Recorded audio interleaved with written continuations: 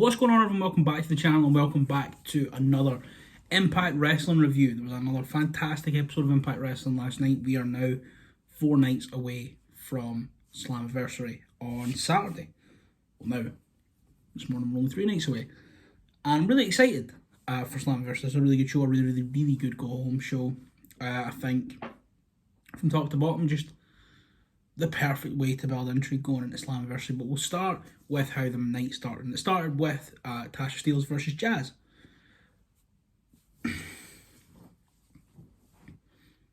Obviously, on Saturday, Jazz and Jordan are taking on Tasha and Kiera for the Knockouts Tag Team Championships. And this was a really good match. I think Tasha doesn't get a lot of credit. I have in the past. Not giving Tasha credit. I think Tasha's great. I just think, for me, it's clear that Kiera Hogan is the better worker of the two. And I've been quicker to give Kiera Hogan credit over Tasha Steelz. But I really like Tasha Steelz, and she showed, a lot in this match with Jazz. Obviously, the story was built around Tasha being quicker, Jazz being stronger, Tasha having more inexperience and being more hot-headed, Jazz being more level-headed and calm with a good game plan as the vet. And, that did come to pass as Jazz picked up the win with a submission with an STF finish after a nice, fun 6 to 8 minute opening match, and I, thoroughly enjoyed it. We cut backstage to ODB, who was talking to Gia Miller, who I mentioned it almost every week. We can talk about her. A year older than me. Raging. But she was talking to Gia Miller about how she's a 4-time knocked up champion, but to become a 5-time knocked up champion on Saturday. When Susan walked up, Susan wasn't happy. Susan was angry because the last time they were in the ring together, ODB ripped the arms off her suit. So she challenged her to a match tonight, and she's going to come out alone, one-on-one, no friends. She's been honourable. Trust her, she is Susan. And that was set up for later in the night. For the next time, we then do find out from Matt Striker and D'Lo Brown that Scott D'Amore has an announcement for the world title match at Sacrifice. And that is coming later. Right after that, we saw Trey Miguel speak to Sam Beale, the guy from Trey's school, who Sami Callihan found last week and, brought him in as a follower, a disciple of Callihan. And he challenges Trey to a match later on in the night. Rohit and Mahabali Shera had a match against James Storm and Chris Sabin. This match was fun. Just Sabin and Rohit have an incredible chemistry. Rohit has an amazing chemistry with everyone, so does Chris Sabin. And I just think, as a unit, him and Storm work really well together. As a unit, Shera and Rohit work really well together. And this match was really good. The match started with Sabin and Rohit in the ring. A lot of just fucking liquid wrestling.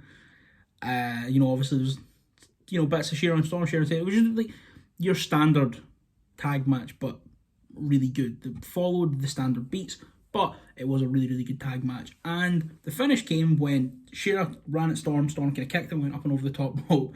Rohit gets hit with a backstabber by Storm, who then pops him up. Sabin grabs him up into the cradle shock, and they picked up the win. And as much as it pains me as an Alex Shelley guy, I see this because I'm an Alex Shelley guy. There's no two ways about it. Alex Shelley is my favourite professional wrestler of all time. I think he is one of the best ever, one of the most underrated ever, and the Motorcycle Machine Guns are my favourite tag team as well. It pains me to see Sabin having all these class matches without Shelley, but at the same time, Shelley's still doing Sabin's doing really great stuff, Storm's doing really great stuff, and I think we're going to get a trio of them to maybe, swing open the forbidden door, have a little look at Matt Hardy and Private Party, see what they're doing, and, I think the unit of Storm and Sabin works really well together. Triple XL and Reno Scum were backstage arguing about who cost them the match against the Good Brothers and Finjuice last week when Decay walk up, spook off Triple XL, and Reno Scum called them out for a match at Sacrifice. So we're getting Reno Scum and Decay at Sacrifice. Violent by Design were backstage with Dina, who they've just clearly put the stomps on, and Storm and Sabin walk up, just sort of say, this isn't there, young we know, what the fuck are you doing, basically, and then they get jumped by them. Just more Violent by Design being one of the most compelling things in pro wrestling right now. I'm really excited to see what they do going forward in Impact, but also what they do with the collaboration with New Japan, with AAA, and with AEW, of course. I'm still upset. Obviously, I'm upset that Brody Lee has passed on in general, but it just seemed so perfect, like we were building to Violent by Design and the Dark Order with Brody Lee and Eric Young going at it.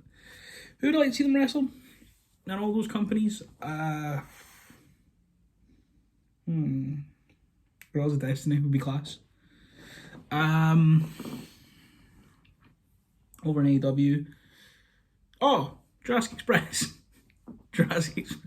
Oh, Joe Doring to just roll Marco Stunt. Just as fucking far as he can. I would love that.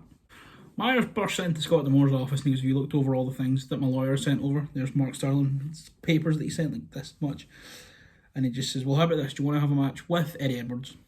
How about a hold harmless match with Eddie Edwards at Sacrifice?" He goes, "Yep, a hold match. Submission match. I am the most professional wrestler. I can do a submission match. Let's do it. Let's go." And then Scott D'Amore goes, "Oh, well, that's not what a hold harmless match is. That just means there's no rules and you can't sue the company if you get injured. So, enjoy." So we're getting a hold harmless match on Saturday. Eddie Edwards and Brian Myers. Quite frankly, it's outrageous they're making Brian Myers wrestle with one eye, but hey, it is what it is. The Beer Guns then call out Violent by Design for, I think they just said a match, maybe it's Sabin and Eric Young next week.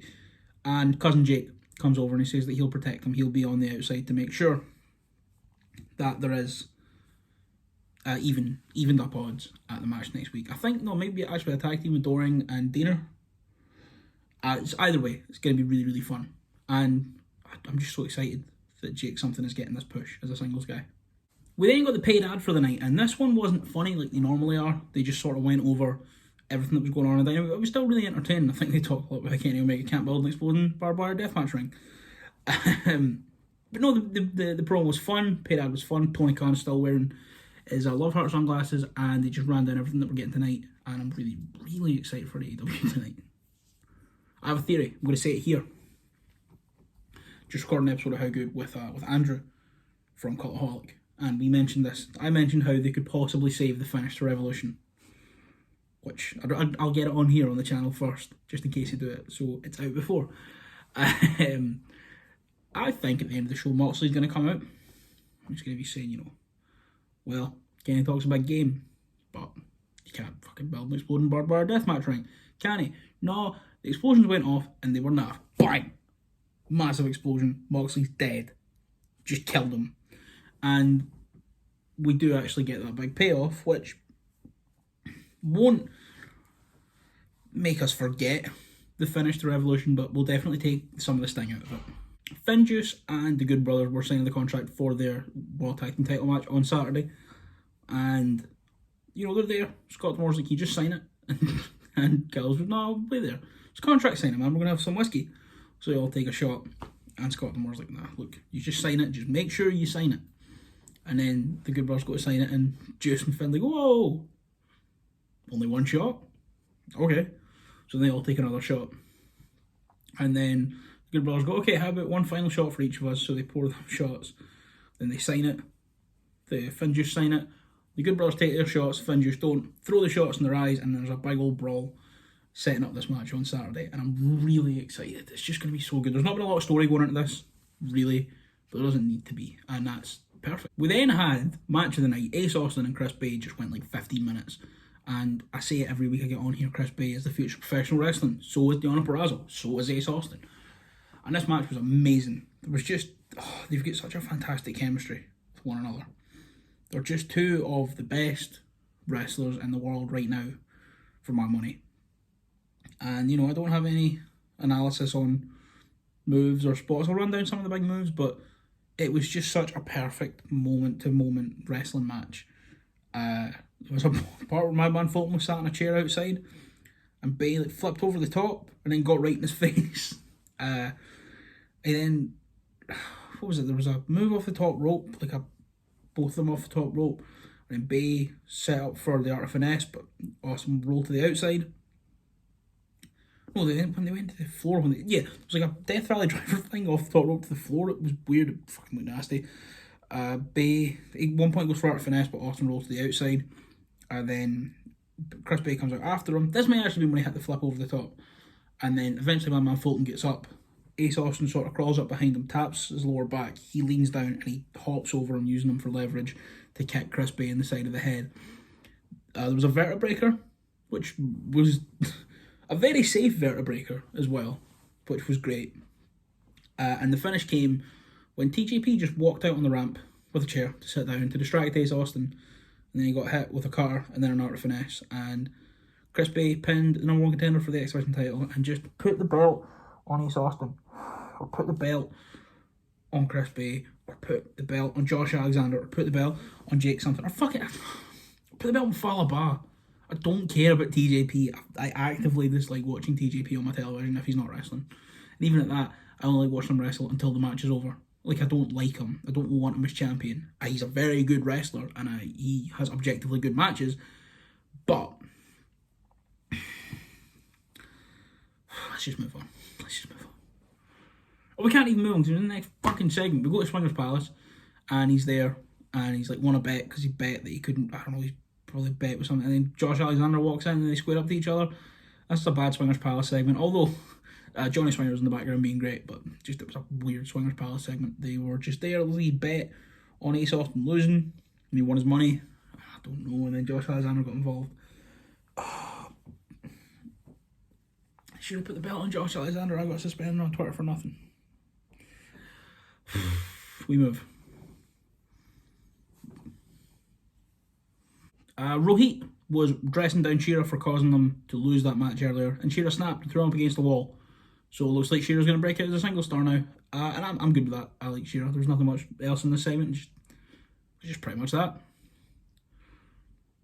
ODB and Susan had the main event of the night, the last match of the night rather, not the main event, because something was still to come. And they just had this fun match, silly match. Susan poured out ODB's hip flask, because that's not professional whatsoever. It was great. And then ODB almost immediately picked her up, hit her with the TKO, and won the match. Then the entire Knockouts Championship scene on all the titles in the Knockouts division ran out. So Deonna and Kim ran out to put the boots to ODB. Then Jordan and Jazz ran out to even up the odds, and then Kiera and Tasha ran out to put the boots to their opponents for the pay-per-view for Saturday. And there was an amazing shot of Susan, Kim, Deonna, Kiera, and Tasha just stood up over the three of them. And it looked amazing. Also, some fucking idiot got on Twitter to body shame Deonna Purrazzo. Deonna Purrazzo looks amazing. Deonna Purrazzo is the best, is genuinely the best nick you could be in. And I don't want to give any more time to that fucking idiot. I'm just going to say this. Deonna Purrazzo is the best.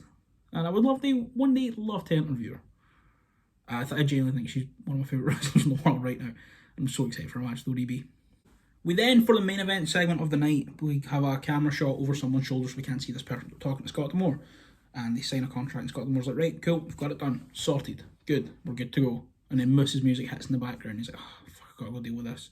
So Moose is in the ring and he's saying, Scott, come out here. You said you've got an announcement for my title match, so get out here. Talk to me. So Scott comes out and he goes, well, we need Rich Swann out here for this as well. So Rich Swann comes out and Scott D'Amore says, you've been carrying that title around for a year as a prop. You didn't win it. You defend it, but it's not a legitimate title until I made it one last week. Well, I'm sick of you disrespecting the lineage of that championship. Saturday is going to be a title unification match. Which I don't like. But then he said, the winner of that match goes to Rebellion on April 24th to wrestle Kenny Omega in a title versus title match with the AEW World Championship also on the line, as well as this Impact Unified Championship. And I like the title versus title at Rebellion. I don't like the unification here. I've said a million times, this isn't the right move. You've got two world titles on your show. It makes it seem like you've got an idea of how to book through this relationship. And the way you would do it, or the way I would do it, this is the most obvious way to do it, is to have Rich Swann beat Moose with a roll-up on Saturday for one world title, just the Impact World title. Then at Rebellion, Rich Swann has this match with Kenny Omega, loses, Omega takes the Impact World title to AEW and he doesn't show up. And everyone's going, well, what are we going to do? The world champion is refusing to show up on Impact. And Moose goes, well, it's a TNA World Championship right here. That's when Scott D'Amore chooses to recognise it as a legitimate world title again. Swann gets the first shot. Moose beats him properly. No roll-up. Just Moose kills him clean as hell. This could even be the Impact after his match with Omega. So it's 3 days later. And he gets killed. And then Moose can go on a reign of terror with the TNA World title, so the company isn't without a top belt. Because look at the damage it did to Raw with the Intercontinental Championship being seen as a top belt. I know Seth Rollins' reign was great, but when Brock Lesnar was out for like 4 months at a time, you just had people who they didn't want to put in the Intercontinental Championship scene because they saw them as above it, but they were fighting for nothing. And I'm worried that Impact might turn a little bit like that. I don't think it's going to be as bad as Raw in 2017-18 because they got a very, very capable booking team. But it worries me because of what we've seen it be in the past. And I just hope this works out all right. So yeah, that was it. There was one more thing you just sort of cut backstage and you see the person he was talking to was Don Callis, but we all really kind of knew that. And he was on the phone to Kenny, and that was how the show went off there. So yeah, this Saturday, Sacrifice is shaping up to be a very, very good show. What would I give this Impact of a score of 10? I'd give it a 9, honestly. It's been pulled up by that, been pulled down a little bit by the reveal it's a unification match on Saturday, but the match that Bay and Ace Austin had brings it right back up. It was a really good show. Everything served its purpose really well. All the matches were fun. All the segments were fun. Nothing felt like it didn't belong except maybe the Swingers Palace segment. And the Chris Bay and Ace Austin match is genuinely one of the matches of the year so far. So yeah, that is it for this week's Impact review. I hope you enjoyed it. If you enjoyed the show, let me know as well what you thought. Would you give it a 9 out of 10 like me? Or am I just simply a mark? Subscribe if you haven't already to the channel. There's lots of new stuff coming. Big video out on Saturday. Another episode of How Good. And yeah, thank you everyone so much for watching this video. I'll see you tomorrow with an AEW review.